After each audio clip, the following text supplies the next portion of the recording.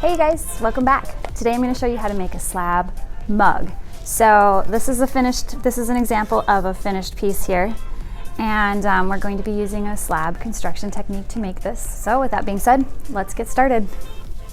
Before we begin, I need to roll out a slab, and I also need a rectangle layout. This rectangle layout is 5 inches by 12 inches, and I'm going to carve out that shape in my slab, making sure that I keep my leftover slab for the bottom of my piece. I'm then going to carve a 45-degree angle on the shorter side, and then flip it over and rotate it, and carve a 45-degree angle on the other.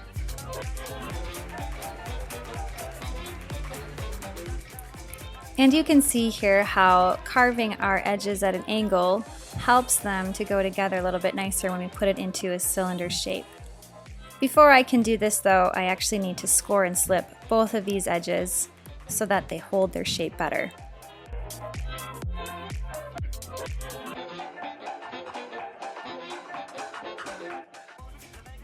And very carefully we need to attach both of these seams together, trying to keep the seam as neat as possible and smooth out any rough areas and any bumps.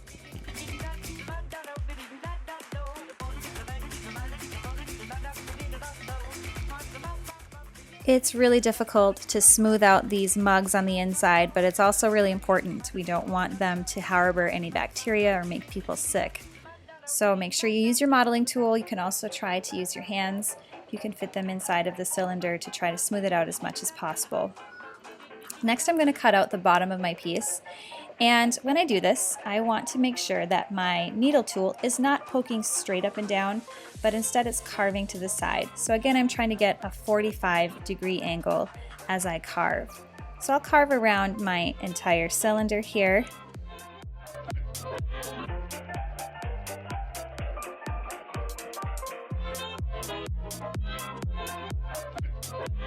Once that bottom circle is carved out, I will score and slip the bottom of my cylinder.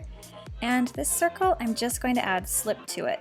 The reason why I'm not scoring this is because it's really difficult to smooth out the rough edges inside of the mug. So instead, I'm just going to add a lot of slip and smooth it out really, really well on the bottom.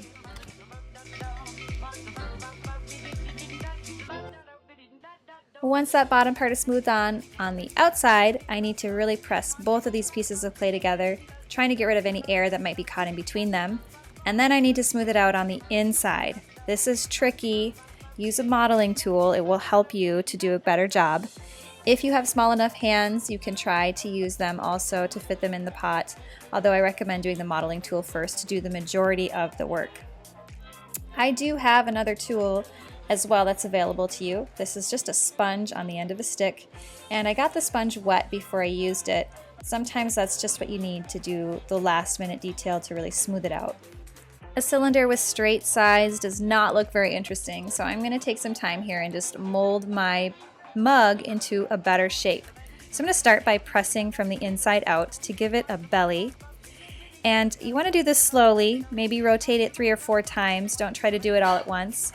And I also have these really great kidney tools that I'm going to use to carve some of the clay off on the bottom and smooth it out a little bit better. Whenever I make a cup, I try to make sure that the rim of my cup is really smooth.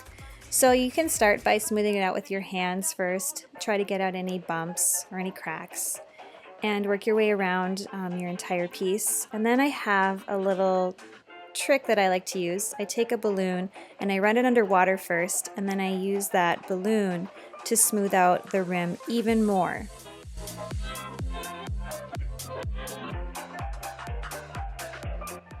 And one more time, I'm just going to run over my slab and smooth out any texture that I don't want. You can use your hands or you can use a kidney tool for this.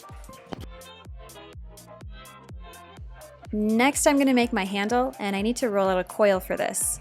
So when I roll out a coil, I want to start with a log of clay and use the palm of my hand and press my fingers up to the ceiling as I roll out on the board.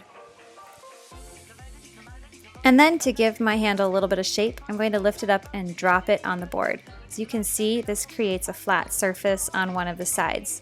I'm going to take a wooden dowel and press it into the center of the top of my handle to give it a grip.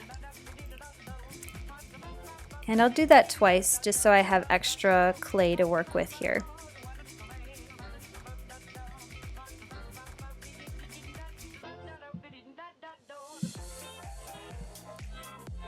I use my needle tool to cut my handle at an angle and then form it into the shape that I want it, and I'm going to cut the bottom of it at an angle as well. By cutting it at an angle, I have more surface that will be touching the mug, and it will hold onto the mug a lot better.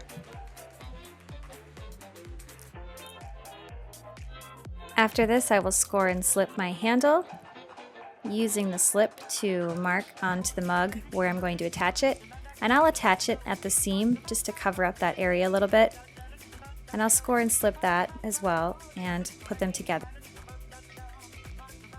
And then you need to take some time to really make sure that your handle is attached well to your mug. Use your modeling tool here if you need to get any of those creases to smooth out and be securely attached. If you're noticing that your mug is losing its shape or it's too soft, just put it in front of the fan or give it a few hours out to become leather hard.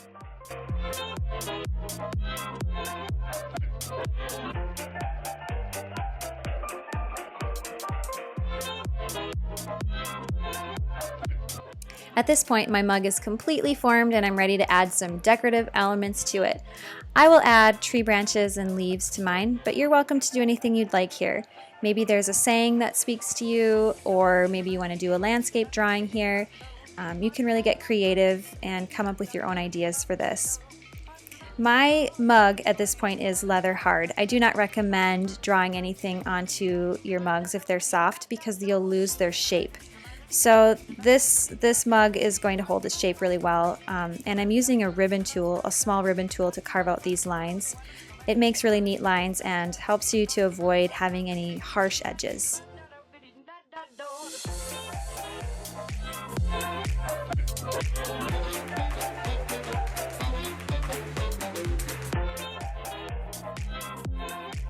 And I'm all finished with my mug. Thank you so much for watching this video with me today, and I look forward to seeing what you create.